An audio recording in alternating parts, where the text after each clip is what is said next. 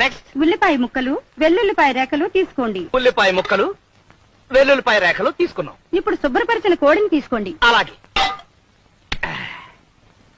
తీసా. ఏంటమ్మా తలేస్తుందా? ఒక్క నిమిషం ఆగు. ఒంటి నిండా మసాలా పూసుకుని వేడి వేడి నూనెలో స్నానం చేద్దు గాని.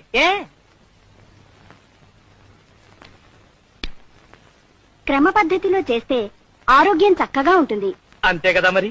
మంచి ఫుడ్ తింటే ఆరోగ్యంగానే ఉంటుంది. మొదటగా కాళ్ళని ఎడంగా చాపాలి. చాపా. చేతులు వెనక్కి ఉంచాలి.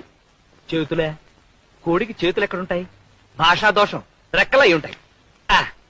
వెనక్కి పంచ.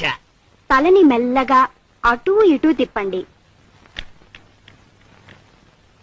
తిప్పే. ఇప్పుడు కాస్త స్పీడ్ గా తిప్పండి. ఇప్పుడు కాళ్ళు దగ్గరగా పెట్టి ఊపిరి గట్టిగా పీల్చండి. చచ్చింది కదా. మన ఊపిరి అయి ఉంటుంది. మెల్లగా ఊపిరి వదలండి. ఇప్పుడు తల కిందకి పెట్టి కాళ్ళని పైకి లేపండి.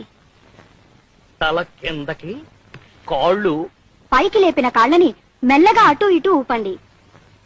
ముందుకి వెనక్కి, ముందుకి వెనక్కి.